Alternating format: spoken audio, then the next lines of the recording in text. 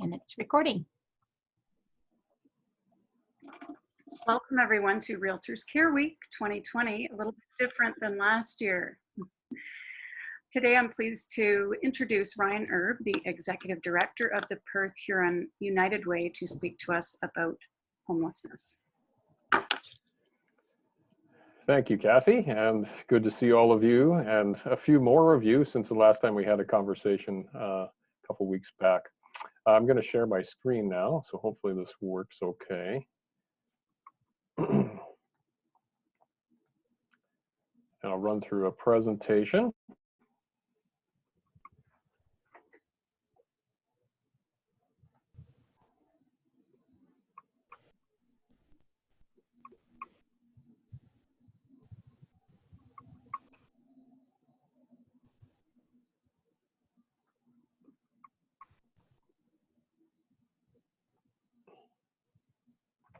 Okay, now you should see it on your full screen. Is that the case? Yes. Okay, great. Thank you. All right, so as was mentioned, I'm with the United Way Perth-Huron, and we had a conversation a couple weeks ago with some of the leadership of your board talking about the issue of homelessness in our region. United Way is a 100% local organization that works on what we call the unignorable issues that are facing our community.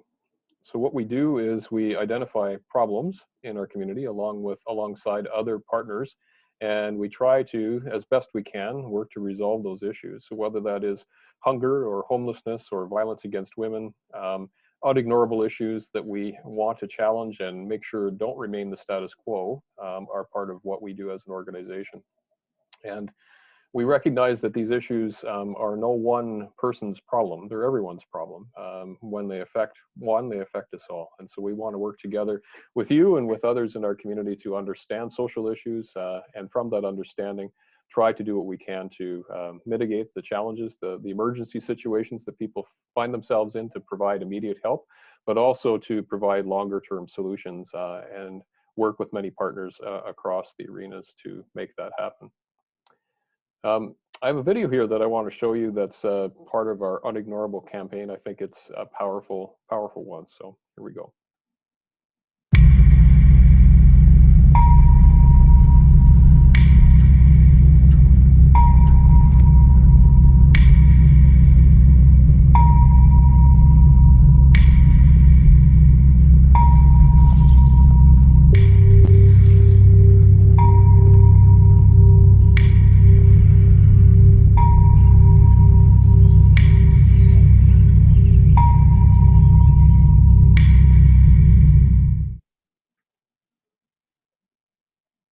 This video is part of a campaign that the United Way of Canada has launched.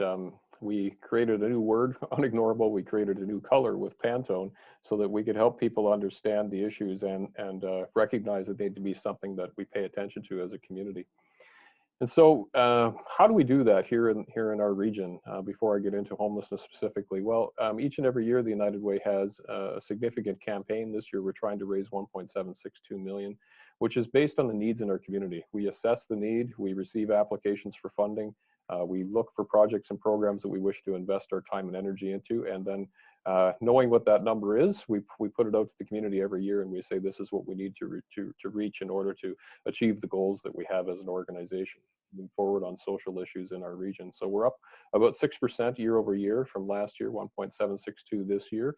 It's going to be hard to get there. Undoubtedly, COVID has thrown a wrench into fundraising for many organizations, but we're thankful that thus far in the campaign, we have been pacing pretty well the same as last year, with many things happening along the way. And we're grateful today that there will be some support coming from Realtors Care Week.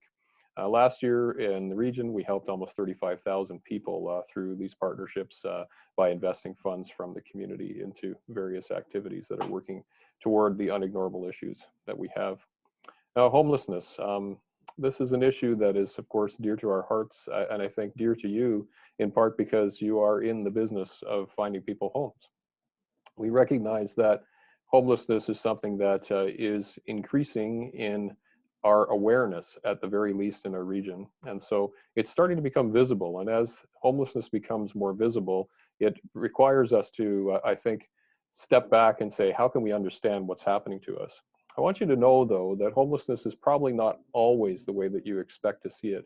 It isn't the person who might be struggling with addictions and mental illness always, the one individual who's panhandling on the streets of Toronto. In fact, homelessness in this region more often is related to people who don't have a permanent home, who are perhaps sheltered in some non-permanent way. There are certainly people living rough, and that's why we have seen more people in our community say we have to do something about homelessness, and I'm grateful for that. But it is something that has been with us a long time. You know, you might be living on the street or at a temporary shelter, but you might also be incarcerated. You don't have a home if you're incarcerated. Many people who leave the Stratford jail, for example, have nowhere to go once they leave. There is no plan in place for them. And this is despite work that we do with the John Howard Society to try to help people mitigate those challenges. There are many people in our communities who are living on someone else's couch. We commonly call this couch surfing. Increasingly, it's not just individuals, though, it's families who are couch surfing. How do you have a whole family sharing a couch? Well, I can tell you that there's many cases now, increasingly so, where families are sharing accommodations because neither can afford the rent rates that they have, and perhaps they've been evicted from a situation as a space, an apartment has been remodeled for future use.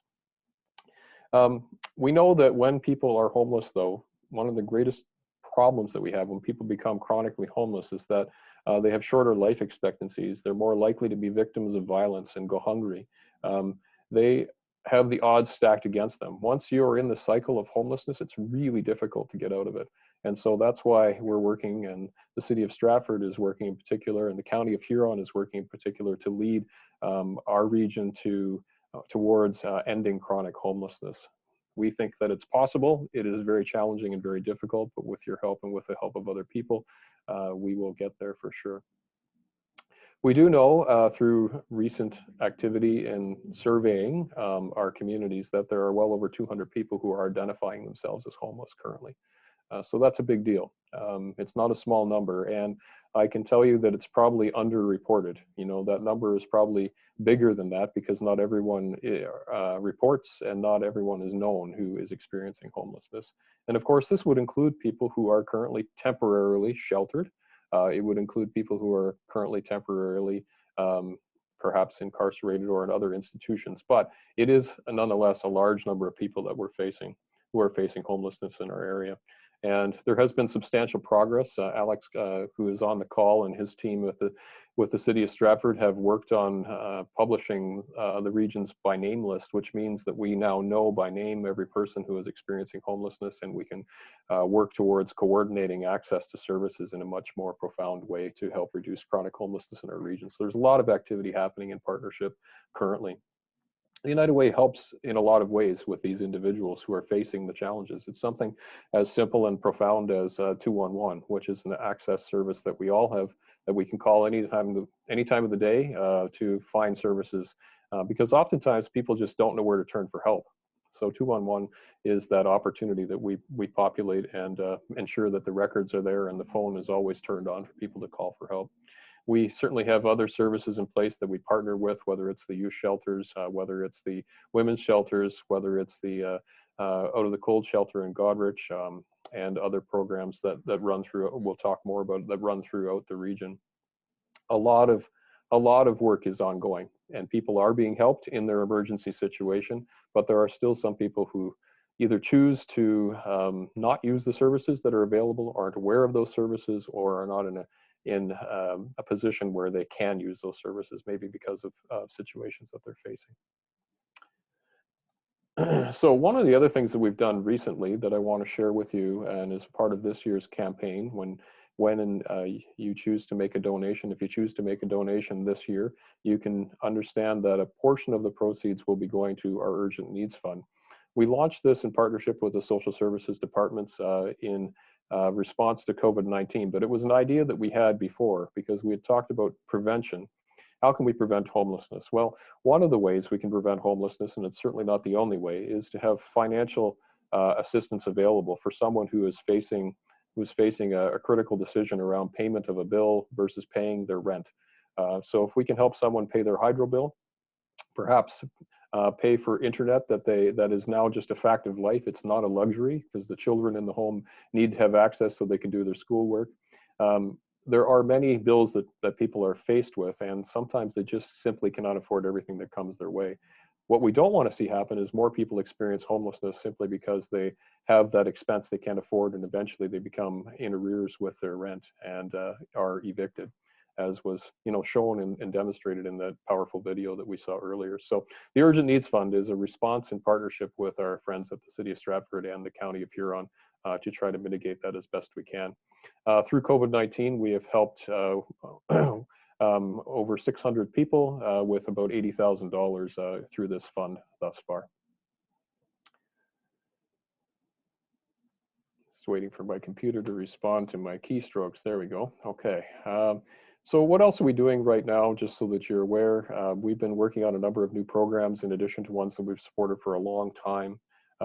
A couple of examples in Huron County where there has been less service up until recently. We helped to fund through the Coldest Night of the Year walk last year and other fundraising efforts, a housing advocate, someone who is meeting with people who are already homeless, but then helping them to find permanent housing. This service happens in different ways in Perth County, but it is something that we're currently funding and supporting in Huron County. We are working, of course, with Safe Homes for Youth, ShelterLink, both youth organizations that are trying to reduce homelessness in our region and support youth who need shelter. We've supported Huron Out of the Cold with recent fundraising efforts, the Emily Murphy Center, Huron County Women's Shelter, and Turning Point in Exeter, which is a transitional home for men. We helped them to move from 3 beds to 6 beds, offering that service in recent months. And we're looking forward to supporting more endeavors as we go forward, but this is a summary of things that are primarily related to homelessness. One of the things that people need to understand, we think, is some perhaps myths around homelessness. First of all, people don't choose to be homeless. They simply don't. Nobody wakes up, on their 18th birthday and thinks, I want to become homeless. This is not the way that it happens for people. It happens over time. It happens because of trauma in their life. People experience homelessness when other options run out. They tell us why they experience homelessness. For example, because they were incarcerated, unable to pay their rent, a conflict with their spouse, or experience with abuse. This is a sample from a recent survey from Huron County, I believe, of some of the folks who are experiencing homelessness. I also know that it disproportionately seems to affect single men in Perth. That has been the case in previous years, but it is changing, and we are starting to see more families, as I've mentioned, who are struggling with homelessness. So we do know that many are experiencing obstacles, though. I don't want to minimize that. There's all kinds of challenges that lead to homelessness. And it relates to this idea that why don't people just get a job? I think they're lazy. We have to be careful with this, because in order to survive, the reality is that people are fighting each and every day who are experiencing chronic homelessness just to survive. In fact, I would argue that they are some of the most resilient people that exist in our communities. They are certainly in search of basic needs each and every day: food, shelter, a way of surviving. And if we had to spend all of our time doing that, I'm not sure where we'd be at. I think we'd all be struggling if that's what we were doing day to day. It's really difficult to find a job when you're experiencing homelessness. You need an address, you need all kinds of supports and services in place. And if you don't have food and shelter, it's very difficult to take on those challenges without help and support. We also know that a greater proportion of funding is spent on housing currently than is healthy for people. If you're on Ontario Works, you're spending 85% of your funds that you receive on housing, if you go by the 30% rule that people should be spending on housing. ODSP 53%. Minimum wage, if you're a minimum wage earner, you're spending 31%. That monthly income number should, I think, be 1960, not 19,000. It's much smaller.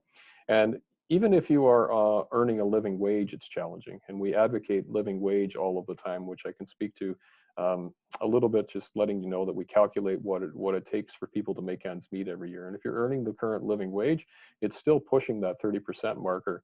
And if you look on the right-hand column here, the city of Stratford has actually done a rental analysis that is more current than what we have with the CMHC numbers, the Canadian Mortgage and Housing Corporation numbers. And they would suggest that their percentages are much higher based on what current rental rates suggest. So if you think that it was challenging based on the number of dollars, looking at CMHC, look how hard it is to rent a space now. What kind of money do you have to earn? And I think realtors probably beyond most people understand this, because you're in the business of helping people find homes. It's stressful. It's difficult for people to find affordable rental spaces on the incomes that they have. When we do not earn enough, it affects all kinds of things. We know that the impact of not earning enough, of living on less than a living wage, from reports that we've done, studies that we've done, tells us that people in this situation have poor mental and physical health. They have fewer options for employment, strained relationships, fewer housing options, food insecurity, limited transportation. That's what poverty does to people. That's what happens when you're living on less money than you should have. And it translates into homelessness oftentimes, or it can. And so we recognize that a lot of the problem that people are facing is simply a problem of not having an adequate income. Not all people who are experiencing homelessness are addicts. Sometimes we think the people must have mental health and must have addiction issues. It is the case that that happens for some people, but I want to help everybody understand that it's not the norm. In fact, many of the people just have difficult circumstances, like were listed before, and they find themselves challenged, and they need to try to find a way to move forward. Many people will get themselves out of homelessness on their own. In fact, most do, but some need our help, and some need very significant help.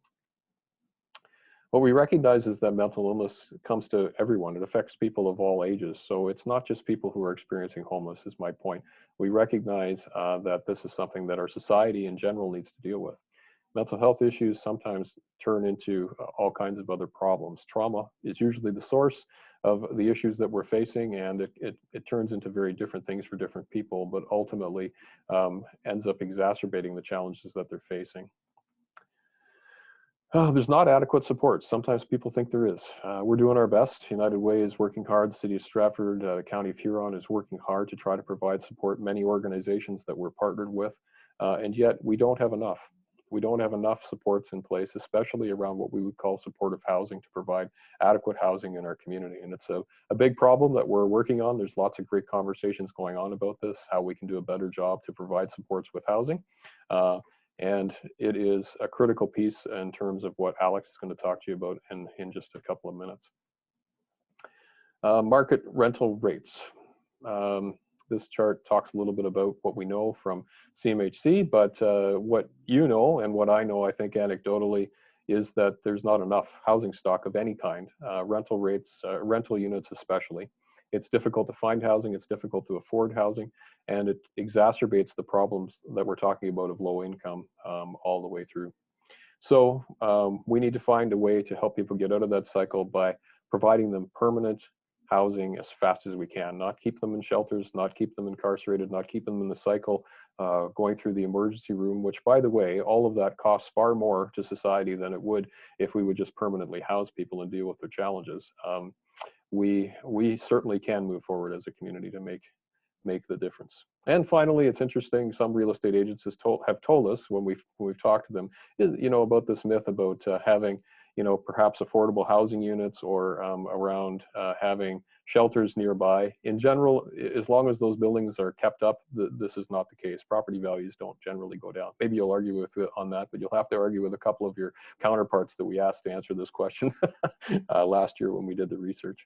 But what we know is that not in my backyard is a big challenge with the projects that relate to improving the housing situation by completing affordable housing projects or supportive housing projects. And so we're going to have to work together as a community to overcome those things. And this is one of the myths that we're trying to debunk with that. So what do you do?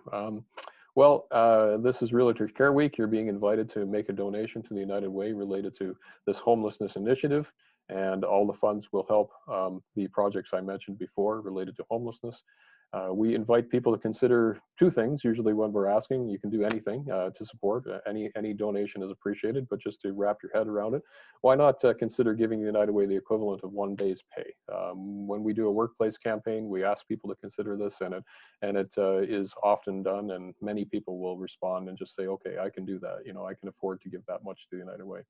The other thing I'll mention is a larger ask, but we do have a matching program in place for leadership giving. So if you choose to give $1,200 today or sometime this week, your donation will be matched by a generous donor in our community. So that's a pretty powerful thing that we can leverage. And so we wanted to make you aware of that.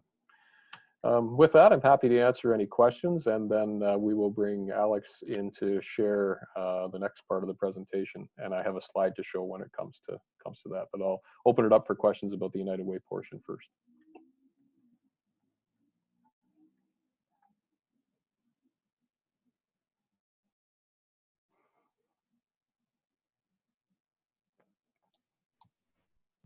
Guess it doesn't appear that anybody has any questions at this point. Okay, I will share the screen for Alex to have his slide, and then Alex, you can just unmute yourself and speak to it. Hi, everyone, and thank you very much for having me. And Ryan, thank you very much for the invite. I did just want to touch on a program that we have been working on with the city. I cannot echo what Ryan has said enough. It's an ongoing challenge in the community. Homelessness is a problem that we see across every community in Canada, North America. And we are just doing what we can to work toward it, but we also acknowledge that we cannot do this alone. This is not something that's only the municipality can really deal with. This is a community problem, and it's something where we're trying to reach out to different partners in the community to see what we can do to further support the individuals in our community who are experiencing homelessness. So what we are doing is an ask out, a bit of a push for Christmas right now until the end of the year. Currently, you'll see on the poster Ryan has up, we have 101 individuals who are experiencing chronic homelessness in our community. So that's across Perth County. And what that means is we have 101 individuals who have been homeless for 6 months or more in the last 12-month period. And that's across the board of varying types of homelessness. We're talking absolute homelessness, otherwise known as sleeping rough. So individuals who are sleeping outside in the community. That's couch surfing. That's those that are emergency sheltered or provisionally accommodated. So living in transitional housing programs such as the Emily Murphy Center. What we're really asking, and specifically to this group, it's a two-part ask that I'll go through. The first is for private market landlords in the community to reach out to the city regarding different programs that we operate that house individuals experiencing homelessness in our community. You'll see there's a few of the things that we can offer up as part of that program in relation to ensuring that rent's paid on time and in full. Not saying we are paying the full amount of the rent for these individuals, but using social assistance programs they may be in receipt of, on top of housing allowances, which we manage, we'll be ensuring that rent is paid in time and in full. And if if an individual does accrue arrears for whatever reason, we have programs in place to ensure that we can get them caught up. So there's no loss of income for the landlord in this situation. There's compensation for damages. Obviously, these have to be agreed upon, and there is a rate that's set ahead of time. The quotes have to be realistic, but there is financial compensation available if there are damages beyond the normal wear and tear that goes on. Also, some of these clients are part of programs that offer weekly check-ins. So we have intensive case managers who work with very small caseloads. We're talking 10 to 12 individuals. They're in that unit once a week. They have eyes on the unit once a week. They're in regular conversations with their clients more than just once a week. They're also there to act as assistants for landlords, so they can help mediate conflict. They can help work through different issues that might be arising. If it's an issue with guests, they can work on a guest policy with that tenant and make sure that they can't force them into anything, but they can work through assertive engagement, motivational interviewing, different social work tactics. I can use all the words that I want, but in all reality, it's just about working with that client, establishing trust, and then making sure that they are keeping an eye on them and supporting them to maintain a successful tenancy. So with that, National Housing Day was just yesterday. We're really looking at making this push towards the end of the year. We're trying to house 10 individuals, which would help reduce chronic homelessness in our community by 10%, which is a huge stride that we could take towards supporting our vulnerable citizens. That's really part of the ask. The second part is a program we are looking at rolling out in early early 2021. It's a pilot program. We do have some funding from the provincial government that we're trying to utilize in creative ways. Securing units is something we try to do as best as we can, but we are not the experts in that. We can reach out to landlords, we can work with them, but we know that realtors play a very important part in that. What we are doing is we're trying to develop a program where we'll be reaching out to see if there's a realtor who wants to partner to help secure more units. So help bring in more landlords into the programs in which we operate, to help partner with us to develop more of a marketing strategy to reach out to more landlords. There's a base rate available, but there's also a per diem for every unit that's secured and lease that is signed. So we are working on establishing a bit of a one page that'll outline the different things in the program. I can share that with you guys as soon as that's done. We're looking at, like I said, piloting this from January to March. It's really just trying to make sure we reach out to all the avenues where we can secure units for individuals in our community.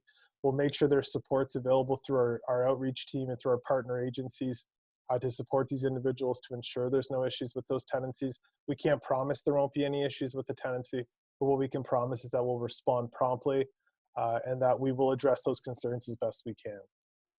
So that's really the high level of what we're kind of working on and the ask that I wanted to come with today. I really appreciate you guys taking time out and allowing me to have the venue to speak to this a little bit. If you have any questions, I'm happy to answer them. Go ahead, Kathy. Thank you, Alex. I'm just wondering if you have any similar programs or partnerships in Huron. I can speak to that a little bit, Alex, because I did check in with them. They weren't able to provide as detailed information in order for today. However, they do offer some similar programs, and I have a contact. So if someone is interested, if there is a landlord who's interested, and or you know of a landlord who might be interested, I can arrange that connection. Okay, great. Thanks. Question 2. What qualifies a tenant for the program and what qualifies a landlord for the program? Does it mean, taking slightly lower rent or anything like that? Not necessarily on the landlord side. It really depends on what the rent is listed at. We, as Ryan mentioned, we have submitted a business case to the Ministry of Municipal Affairs and Housing. So we have alternate average market rents, which are actually more realistic for our area than what the CMHC rents are set at. So those housing allowances they're based on that average alternate market rent. So they don't necessarily have to come in lower. Obviously, we're not looking at very high-end units, the $1,600, $1,700 a month. But $1,100, $1,200 a month rents are something that are feasible and something we can cover through housing allowances as well as social assistance. When it comes to tenants or clients who participate in our programs, it varies by program. So we have some programs that are quite intensive. They're meant for individuals with what we would call high acuity. So generally they're individuals who just require a little bit more support in their life. So that would be one of our intensive programs. We also have programs for individuals who are a little bit more moderate acuity. So the big barrier could just be that they might have been experiencing homelessness for a bit of time and they just require a bit of support to get them back on their feet. So let's say 6 months of some case management support. Then some programs are literally financial assistance only. And we're just trying to do that matching where we know of individuals in the community who are in need of a unit. They're struggling to secure it through the regular channels. And we can pair them with, through this program, provide some financial assistance to get them back on their feet. So really the only precursor is that they're experiencing homelessness. After that, it's just kind of, we will funnel them into the appropriate stream. We just don't want to match someone who requires a lot of support with a program that doesn't offer that, just so we're realistic and we can follow up and make sure what we say we can do is what we can actually do. Okay, thank you. I think the great thing on the landlord side, and I know it's still a tough sell, is that, I mean, where else would you get guaranteed rent and support, for damages that might happen? Tomorrow you could wake up and that could happen with any tenant, right? It's not necessarily just because they're ones that are higher need necessarily. There's challenges that happen all the time. So I think this program has some merit if we can get people over the hump of with a bit of compassion, saying, hey, we can help somebody in need. At the same time, hey, I'm guaranteed my rent and I'm guaranteed some help if a problem occurs. So I think it's a pretty good deal.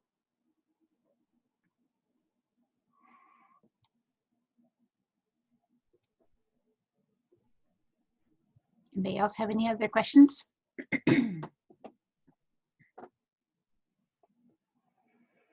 if not, let me just express my thanks for your time today. Certainly grateful. And to summarize, what can you do? You know, it's pretty typical. You can give money because that does help a lot. So whatever donation you can afford, we would certainly gratefully receive it. But also if you can leverage your contacts and help the City of Stratford and the County of Huron to find willing landlords to support these kinds of programs, that would be tremendous. There's nothing better than finding permanent housing to solve the problem of homelessness. It's the answer, solely, purely, but it's hard. But with your help, we can get there. That's great. Ryan, you've set something up for us to donate and to specifically earmark it for homelessness. Is that correct? If we receive a donation from any of you, we will be earmarking it for the homelessness initiative, yes, during Realtors Care Week. And I think Gwen has sent out information that it gives you instructions. Yeah. Great. That's been posted as an email to everybody, and it's been posted on a private Facebook group and also on the Matrix news and alerts. Great. And I'll be sending out another push as a reminder. Are we extending this beyond, or do we let you know, Ryan, how long we'll accept those donations? Yeah, it's up to you. You can let us know. Okay. Our campaign runs until March 31st. So in theory, you could leave it that long, but Okay. whenever you decide. We're hoping to kind of tally it up by the end of this week for sure, Sure. and report accordingly. Yeah, we can happily get you that information whenever you need it. Okay, great, Ryan. Thanks for your time, Alex, and anybody else, the guests that came in today. And I'll stop recording it shortly, and then we'll post this out to the rest of our membership. So hopefully we'll get some better response from that also. So thanks Okay. for your time, everybody. All right. Have a great day, everybody. Thank you. Thank you very much, guys. Have a great day. Thanks. Thank you.